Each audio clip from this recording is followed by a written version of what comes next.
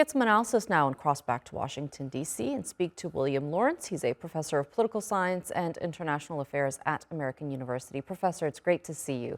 Now, we did hear John Kirby say that if they don't see real changes on Israel's side, they're going to have to start making changes on their side.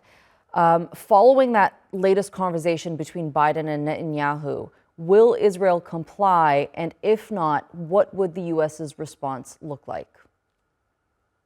So they've already begun to comply, but the question is, how much will be enough? They did open another crossing. They agreed to a number of other measures. They're agreeing on the negotiations to send a delegation that could actually have more, wiggle room to make a deal with Hamas, and a whole range of what you might call first steps. But for Israel to fully comply, they're going to have to do much more radical steps, much more radical transformation of their strategy, of their tactics, of their overall approach to the protection of civilians.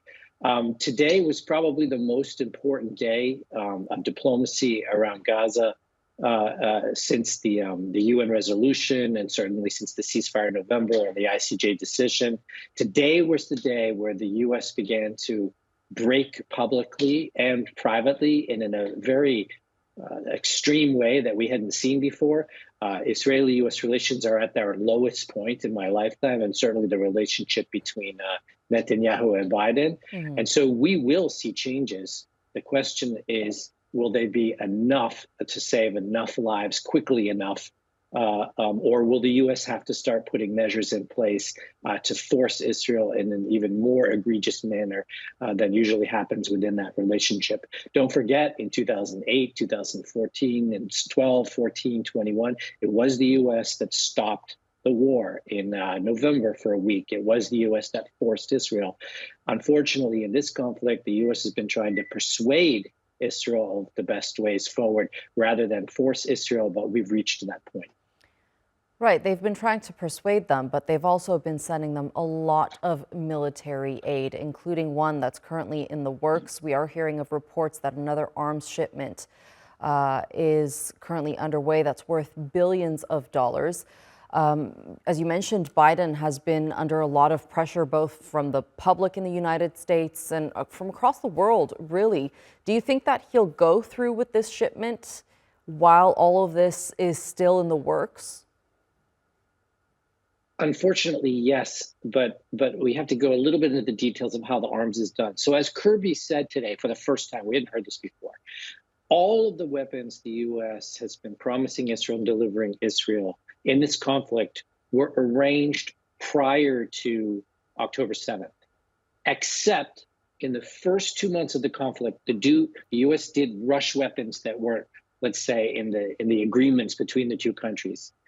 Then Biden did something a little bit disingenuous under U.S. law. There are thresholds of what you have to report to Congress, and they chopped all of these into little pieces, 100 different deals for Israel that wouldn't force notification of Congress. But because of this big airplane deal, which is about airplanes in 2029 and 2030, he was forced to report certain things to Congress, and another big deal that was going through, again, things that had been negotiated prior to October 7th. And that forces Congress, given how catastrophic things are going in Gaza, to start to think about applying U.S. law. There are 5 sets of U.S. laws that basically say Israel can't do with the weapons what they're doing with the weapons. So the U.S. may, for the first time in the American-Israeli relationship over the last 75 years, start applying U.S. law, which says Israel cannot do that with U.S. weapons.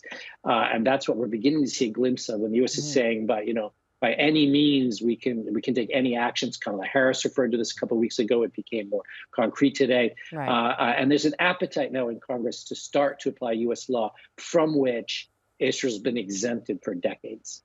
Okay, Professor William Lawrence, thank you so much for being with us here on TR2 World and sharing that analysis. Thank you.